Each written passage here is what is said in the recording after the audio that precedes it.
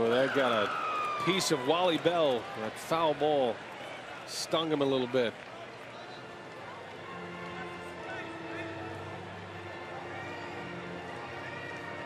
He says, I'm 3 outs away from getting through this night without a foul ball. I remember fielding Colbreth in Pittsburgh.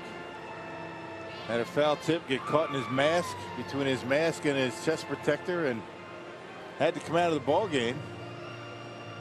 Athletic trainer Dave Yeager in the middle of the umpires. And Wally Bell will shake it off. Check this out. Oh, got him right in the middle of the chest.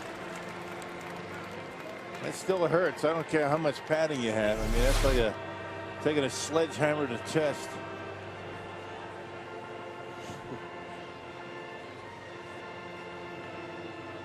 Bell says to Lucroy, how come you're so small?